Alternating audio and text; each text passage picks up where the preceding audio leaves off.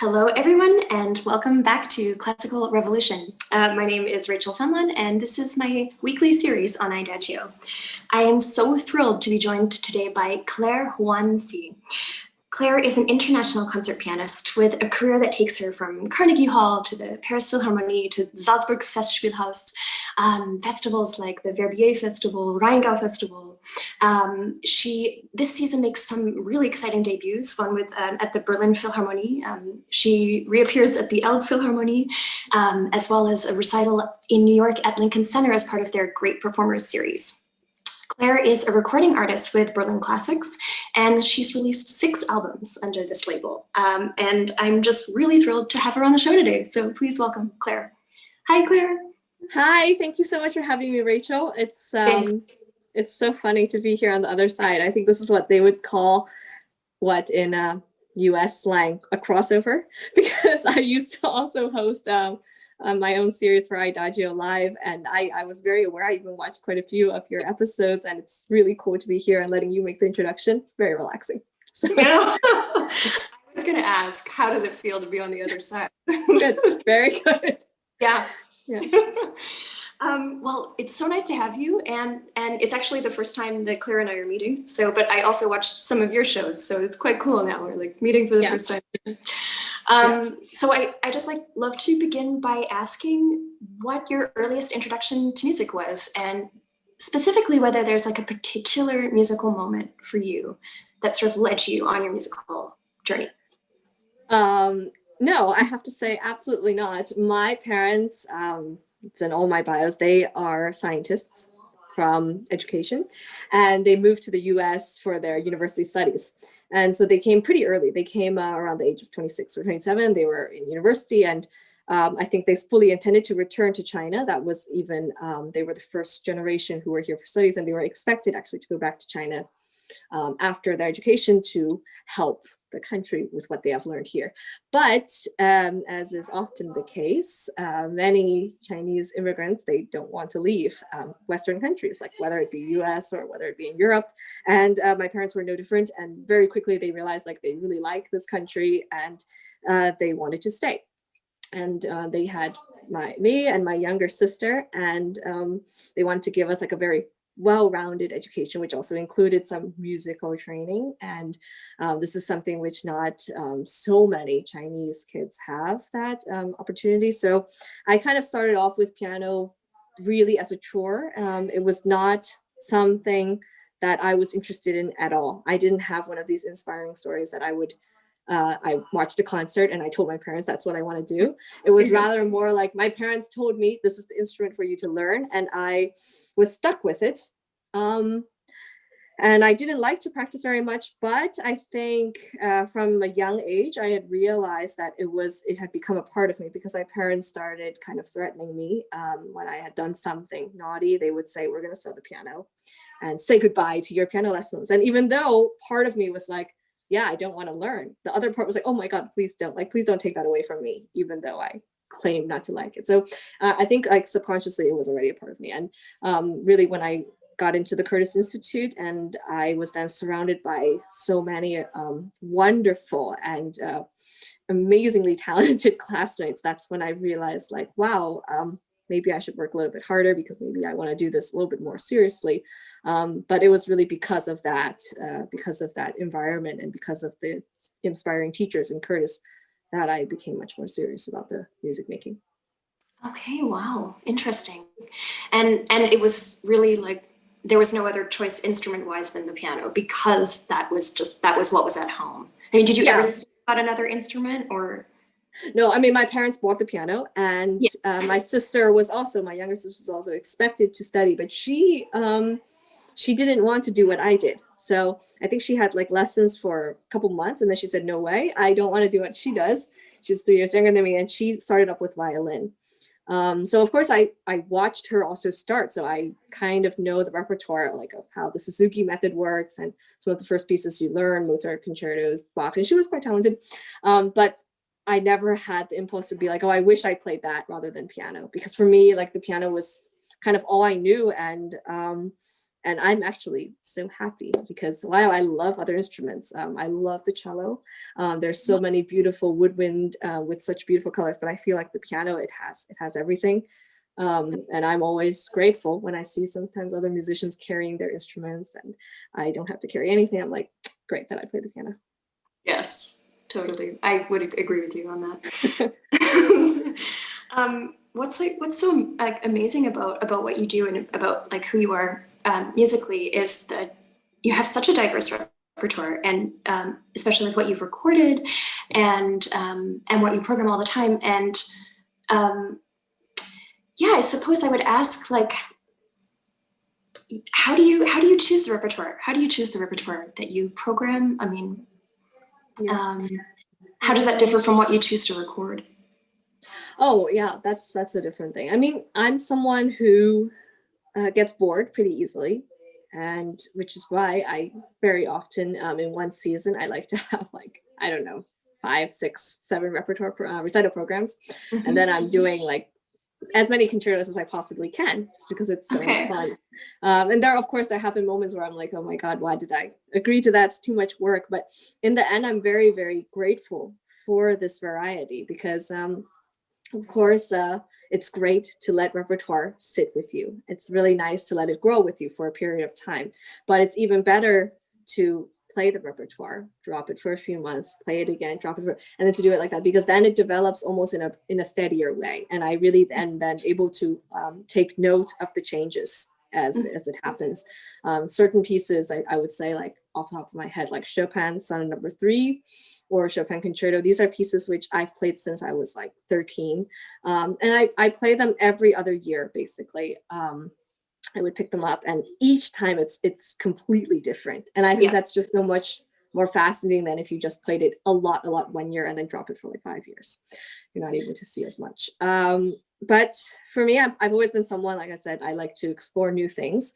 And when I was in Curtis Institute of Music, we had like such an expansive library. I think it is perhaps still one of the best stocked libraries in the world. Every single modern piece that you can think of, biographies, books, not only scores, but everything. You could really just live in that library. And during that time, I really took advantage of that. And I was always exploring different pieces and trying to learn them. I say learn them in a way that I would read them through and try to absorb as much as I could in my 14-year-old, 15-year-old self. But these experiences then they stay with you. When you learn a piece at a young age, somehow it is still embedded in the back of your mind or in your fingers. Oh yeah. And I've always been brought back to that time a little bit when I'm picking my repertoire today. For selection of a recording repertoire, it's a little bit different because you're leaving behind almost like a kind of legacy, and you're thinking of recording pieces which you really have something to say that is in some ways unique from all the other recordings out there. There's almost, you won't be able to come up with like a world premiere recording unless you have a commissioned work for you. Which is why like a lot of my recordings are with lesser known repertoire or with some rarities, which I feel an immediate affinity to. And then I want to just share it with a broader audience. And that's been a bit like, I think my last concerto album of Chopin Concerto, of course, everybody knows that. And there's like hundreds of recordings. That together with Paderewski Concerto, which only has like a handful of recordings. I thought that was like a nice combo. Or also with my chamber album, Ravel Trio, which is one of the most popular trios of all time, paired together with Chausson Piano Quartet, which is also, Chausson is a famous composer in his own right, but somehow people do not know this piano quartet. And the piano quartet in general is a lesser known permutation than the trio. So I'm always like, if I play something popular, I like to pair it with something else just to show the different facets from the lesser known work. And yeah, I mean, that's kind of just what makes it also interesting. And as a pianist, I'm very, very lucky because there's just such a wealth of repertoire out there. And you'll never say like, oh, what can I program this season? It's rather more like, what can I select out of this huge like amount of works to program this season? Exactly. And I mean, that hence the question in a way, because sometimes when I think of a solo pianist, like you, it's like, how do you choose repertoire? I mean, how could you just, but I suppose Yeah. That's a real luxury problem, I would say. Well, exactly. Something I love talking about on the show is this idea of risk-taking in music making. And so I wanted to hear your thoughts on two things. So first of all, what does risk-taking feel like for you when you're making music? And does that differ on the stage versus in the practice room? Well, I guess in a practice room, there are little or no risks for me personally.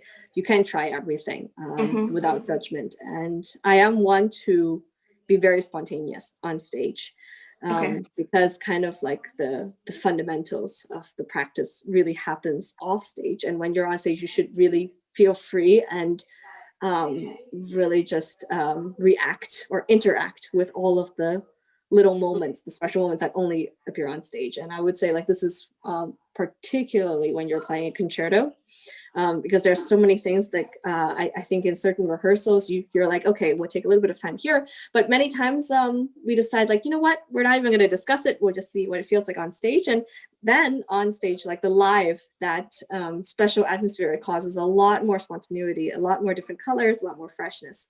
But it can also happen in a recital program. And in a recital, I would say there are many times, like many factors. Of course, you have like the concert hall being different every time. You have a different concert grand, different instrument. And then you also have like that very special quality from the audience. So if you're performing in Japan, you could hear literally a pin drop because they are so silent. Versus when you're playing for an audience in the US, you could hear sometimes like little rustlings, and you could even sometimes hear like the intake of breath in a particularly special moment. And these are really things which will definitely, I would never call it interfere, but it would definitely affect your interpretation at the moment. So I would say like for me, a risk, what would I actually call a risk on stage? Would be maybe if there was a certain something which I had tried in the practice room and I knew that interpretation wise it might be good, but from a technical scale it's a little bit risky. Like it could go well or it might not go well, and then to be on that stage and then to make that decision saying I'm going to just go for it and see what happens. And I have done that several times. But then with adrenaline, most often it should work out, hopefully. So yeah, and I love that.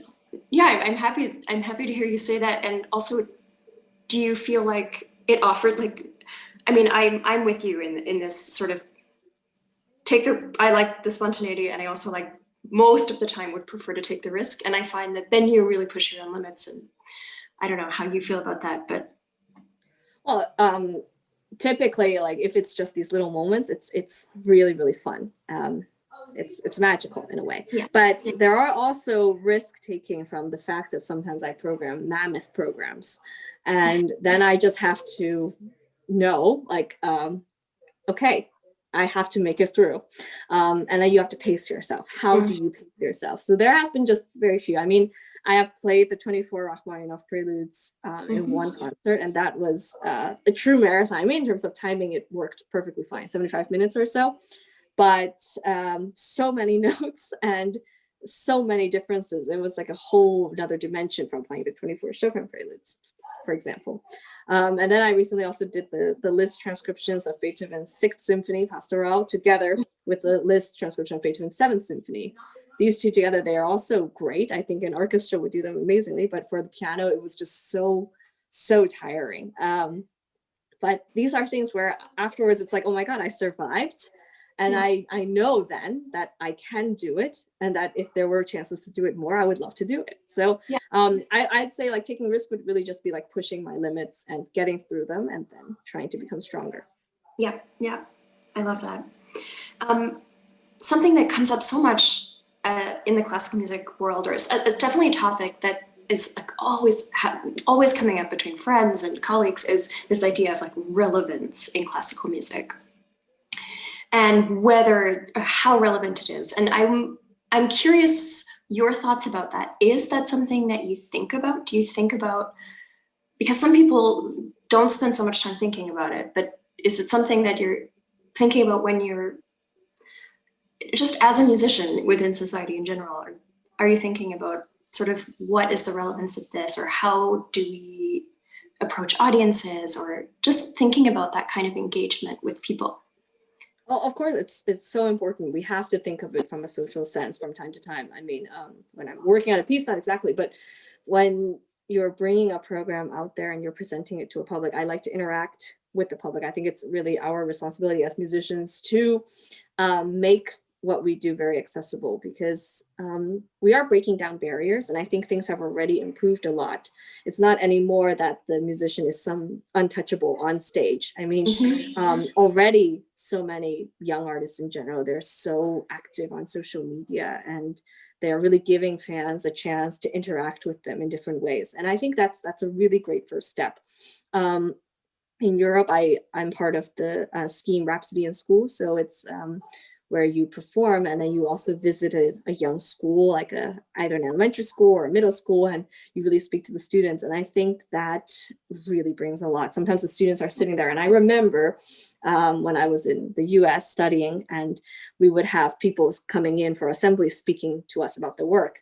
It could be boring, and sometimes we really could not be less interested in what they had to say, but these experiences, we'll remember them later. And there will come a time where it's like, oh yeah, I remember someone came to my school and they talked about that. And then you feel more of a connection, and you're more open then to try it out later. And I think such connections are so important. And that's something which I want to do so much more of in the US, because that's a place where classical music is still like, right now we have playlists, and I think Apple Music, Spotify, IDAGIO, these are really, really great platforms where classical music is so accessible now for everyone. Also for the young generation, they can just listen. And I'm very happy always to read when people say, like, when they study, they listen to classical music. I mean, that's great. It's all based on the myth that they say Mozart's music makes babies smarter. So it's like classical music can make people focus more. That's great. That's like a great first step. But still in the US, there is very often this kind of wrong thought that classical music is a little bit elitist. And when we watch TV series or movies, the people listening to classical music are like often the evil villains or the somehow psychopaths always. Yeah. But it's nice then if we have the chance to say from early on, like, we're just like you. We all came from the same background. And I was known as weird piano girl for many years, since I was maybe 7 until 15, 16. And I was known as the weird person who would just sit at the piano. And I always wanted to say, like, that is not my life. That is not all I do. I also read Harry Potter. Like, I'm also watching the same things you watch. And I think, yeah, that's something which needs to be changed. And I certainly want to do my part. Being a somewhat public figure, you want to, influence as much as you can and keep classical music alive for as long as you can. Yeah, I think there's so many interesting points there. I like that you bring up this idea of it just being more accessible as human beings, and just saying, like, we're, it's human beings doing human things. Yeah. But it's also interesting what you say about that incorporating that educational or that outreach aspect with your concerts. I think that's because still, I don't know, it just makes me think, listening to you, it makes me think that still it can't help but be elitist if you don't have the education behind it, right? Because it ends up being a language that you necessarily don't understand. Or in the States or in Canada, where I'm from, it's also more expensive to go to classical concerts and things like this. So of course we have to keep breaking it down. But I think that's a great point about social media and things like this actually being a positive thing, and playlists being a positive thing. Yes. Yeah. Yeah.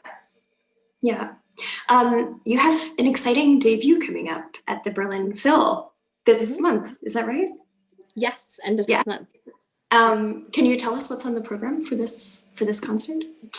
Yes, it's one of the Corona programs, so to say. So it's not a full recital in that there's a break. It's rather about 65, 70-minute program without break. And so I'll be playing Bach Toccata in D major, and then the John Corigliano Etude Fantasy, which is a modern American composer that I love, and then one of Schubert very late sonatas, 959 in A major. Okay. So this is a program which it took some time to put together, and I wanted to show like a real breadth, all my interests, because I'm not an artist. I can never say that I'm in any way specialized for a certain kind of repertoire, or that I feel like a special affinity for a certain period. It's rather like I don't even know what my favorite composer is. I cannot say. It changes all the time, and many times it just goes along with your mood. And so for me, Bach being kind of like the grandfather of all composers, and Bach also being known as the composer to have healing powers for musicians and for audiences too. You hear so many stories about musicians having injuries and then like starting again with Bach, or certain people that are sick and they listen to Bach a lot. It kind of brings them into another otherworldly atmosphere. Sorry about that. Oh. Hello. Rusty, quiet. Sorry about that. The dog's like excited here. The dog can come on the show. Yeah, he's leaving now. Carol, can you please take care of him? Thank you. Yeah, and I've totally lost my thought about the healing powers of Bach. Why you wanted to, kind of, and how it takes you to another level with Bach and programming. Yeah. And for me, Bach has played such a role in my music education. I mean, one of my piano professors, Eleanor Sokolov, she was intent on having one Bach piece per week. We had to bring in a prelude and fugue. I worked on every prelude and fugue. There was one a week. And then when we finished those, we went on to the Bach English suites. We went on to the French suites. We went to the partitas. Goldberg I was never allowed to touch them because at that time I was not ready, though I learned them anyway. But in that way, Bach has followed me as, even though he maybe wasn't one of the composers that I performed most, he was one of the ones that I had the most experience with. And at the time, maybe it was a chore, but like I said, you grow to love it. And this is also something which I used to program Bach then in a lot of my recitals, because I felt it was such a way to gear up, to focus. Once you finish a Bach piece, the rest of the recital is kind of like a walk in the park. And then in 2014, I released my Scarlatti album. And from there, I played Scarlatti instead of Bach in my Baroque, as the Baroque part of my recitals. I like to have mixed recital programs. And during the whole lockdown, I kind of found myself really going back to Bach, being drawn to his works again, in solitude, and you have the time to really look deep, because his music, it's probably the most complicated ever written, even though it's some of the earliest music that we play. And I was particularly drawn to the Bach toccatas. And I even recorded all of them a couple months ago. He wrote 7 of them, and this is a side of Bach, which I think is less known. It's like it's a wild Bach. It's a Bach which experiments, a Bach which really pushes boundaries and takes risks, like what we were talking about. And this one that I selected is one of the very big ones. It's about 11 minutes in length, and it starts off with an improvisatory fantasy style, and then it goes into a fugue. It has a very slow chorale, and then it has the toccata, which is just a fun dance. John Carigliano is, of course, one of my favorite modern day composers, and his piece, the Etude Fantasy, was kind of what drew me to modern music in the first place. In Curtis, we had a modern music seminar every year, and this was something where everyone was like, "Oh my God, we have to work with the composers!" No, but actually, what an amazing chance! And I was looking through the pieces, and I saw this Etude Fantasy, and the first one was only for left hand. It's a group of 5 etudes put together, each one having a different technique emphasized. And this particular one for left hand, it really drew me in because I heard the performance of Ursula Oppens, I think, on CD, and it had such a stark, fierce nature. And then I worked on it with the composer and with John Carigliano himself, and it was so difficult to do. But he also told me such personal thoughts about the piece, really many of which would not meet the eye, so to say. And without his insight, I think I would never have gotten such an understanding. I mean, I was looking at the piece really as an etude. I was about 15 years old, and now I look at it as such a a song about, or a piece about grief, a piece about sorrow, about also tragedy. And it goes so much more than just the, triple fortissimo stuff. And there are some parts which are written like even hard and ugly or icy. There's real reasons for this. And it's always emotional for me to play it. And particularly also in these times, I think it's quite fitting. And then I would end the recital with the Schubert A major sonata, which is so mammoth also, but compared to his other two from this period, it's probably the brightest. It's the most positive in nature. And even though Schubert wrote this like 3 months before he was passing, and even though he knew that it was the end, and you can hear it in this terrifying second movement, he still ends very, very positively. And this is a particular aspect which I've also, you hear it in Beethoven, you hear it in Chopin, where composers, even in their darkest hour, I think the music, it's a healing source for them, and they're able to still see beauty of life through that. And again, very fitting for this time. Beautiful. And this is it's your debut with at the Hall. Is that it's right? My debut at the Berlin Philharmonic. I have, of course, listened to concerts there, but I know. You know, of course. Yeah. Yeah. Does that feel particularly significant for you? I mean, that's I think quite a huge moment. Definitely. I mean, there are for every artist, there are moments where landmarks, we say, like first you play at Carnegie Hall, and it becomes a little bit less because I don't see this performance as being so much different from any other. I take every performance now in every different city, every different hall.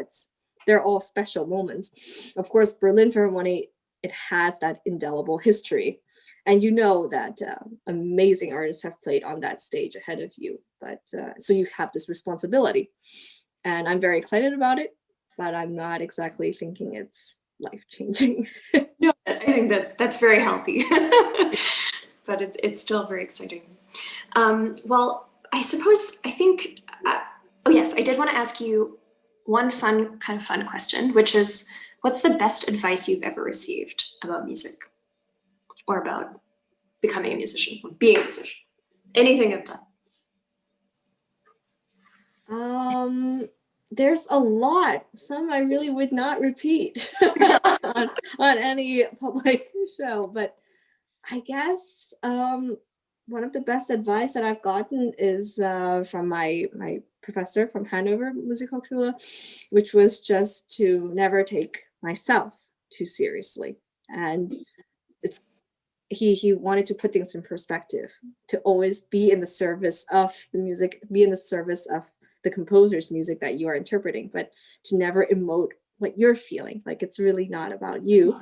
And I think he told me that at a very young age. I was 17. I didn't understand at all. And I remember always thinking, like, what are you talking about? Like, I'm playing here. It is my concert.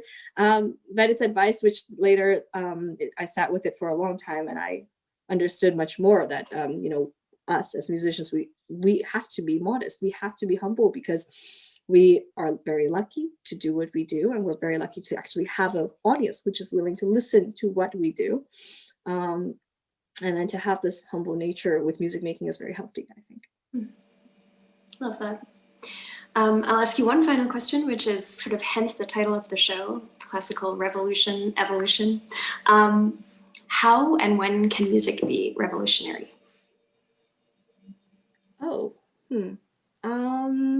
Revolutionary. I mean, I guess this word already we have to define first.